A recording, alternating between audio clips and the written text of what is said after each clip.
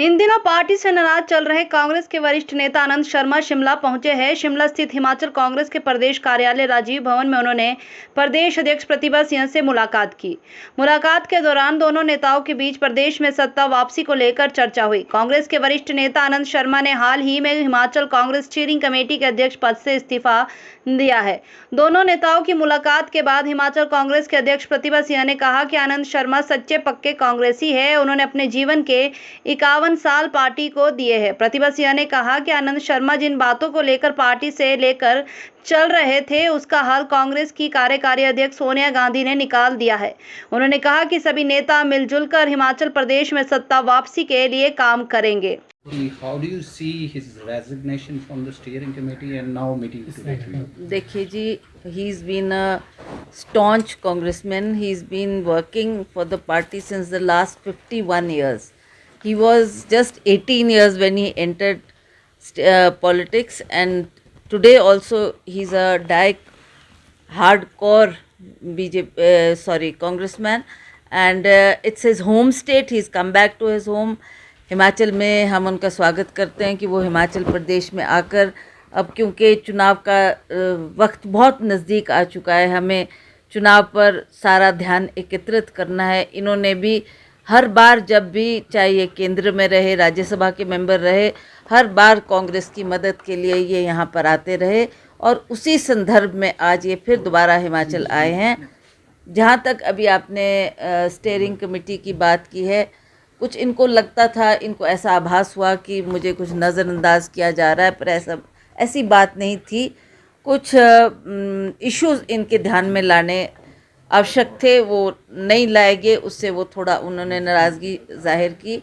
उन्होंने सोनिया जी के ध्यान में भी ये बात लाई और सोनिया जी ने तुरंत इसका हल करके दिया, और आज वो इसी संदर्भ में हिमाचल प्रदेश आए हैं, और उन्होंने भी अब जगह जगह जाके हमारे जो कैंडिडेट्स होंगे कांग्रेस पार्टी के, उनके लिए काम करेंगे, उनको जिताएंगे, और हिमाचल प्रदेश में दोबारा कांग्रेस को सत्ता में लाने के लिए हम लोग सब एकजुट है, और एकजुट होकर हम कांग्रेस पार्टी के लिए काम कर रहे हैं। गुटबाजी की बात करते हैं, ऐसा नहीं है।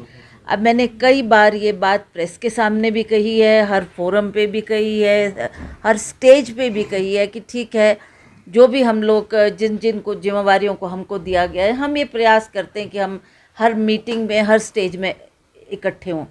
जब भी हमारी, चाहे वो बिलासपुर में मीटिंग हुई, कांगड़े में हुई, कुल्लू में हुई, हमीरपुर में हुई, हम सभी जो पदाधिकारी है वो उस मंच पर हम लोग एकत्रित थे, और हमने एक आवाज़ में एक दूसरे के हाथ पकड़ते हुए हमने ये लोगों को दर्शाया कि हमारे बीच में कोई मतभेद नहीं है। हम लोग सब इकट्ठे होकर इस चुनाव की तैयारी में जुटे हैं, और कांग्रेस को दोबारा सत्ता में आने के लिए हम लोग इस काम को भरपूर श्रद्धा के साथ और भरपूर जोश के साथ हम लोगों के बीच में मैदान पर जाकर दोबारा कांग्रेस को लाने के लिए काम करेगा। कि खास करके मेरा जो चुनावी क्षेत्र है, कुल्लू का क्षेत्र है, और उसी तरह मंडी का क्षेत्र है, वहाँ भी भारी नुकसान के कारण एक फैमिली से 2 फैमिलीज़ ऐसी थी, एक फैमिली के 6 व्यक्ति चले गए, एक फैमिली के 8 व्यक्ति चले गए।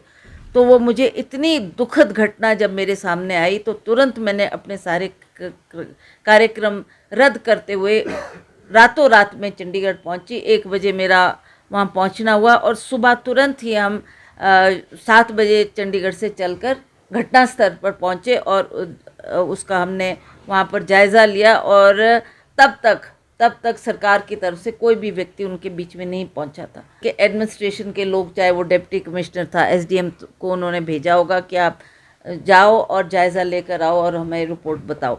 बट लोग क्या चाहते हैं? लोग चाहते हैं कि उस दुख की घड़ी में कोई व्यक्ति जो इलेक्टेड है, जिसको उन्होंने चुनकर चाहे विधायक बनाया, चाहे एमपी बनाया, हमारा भी कर्तव्य बनता है कि हम लोगों के बीच में जाकर उस दुख की घड़ी में उनके साथ खड़े हों, और उनका दुख बांटने के लिए हम वहाँ पर मौजूद हों। वैसे ही आप जानते हैं कि हमारा ये जो पहाड़ी क्षेत्र है, इसमें बहुत से बागवान और किसान रहते हैं। आज सबसे ज़्यादा क्षति हमारे बागवानों को और किसानों को हुई है, क्योंकि एक तो उनका एप्पल सीज़न है, उन्होंने माल अपना मंडी तक पहुंचाना है, और सड़कों की अगर आप हालत देखो तो सड़कों की हालत बहुत ख़राब है और लोग चाहते हैं कि कम से कम हमारी आवाज़ को अगर सरकार सुनती तो ये हालत ना होती। उन्होंने पहले इसको दुरुस्त किया होता तो आज हमको इन दिक्कतों का सामना ना करना पड़ता। तो आज चाहे बागवान है, किसान है, वो आप देखें जगह जगह ल्हासे गिर रहे हैं, जगह जगह सड़क टूट रही है और वो अपना माल मंडी तक नहीं पहुंचा पा रहे। तो इस बात का बहुत रोष है लोगों के दिल में और वो इस बात को व्यक्त करने बार बार माननीय मुख्यमंत्री के सामने भी गए, पर मुख्यमंत्री ने, मुझे नहीं लगता उसके ऊपर ज़्यादा गौर किया है या कोई प्रशासन को आदेश दिए हैं कि आप जाकर तुरंत इन कामों का समाधान करके निकालें।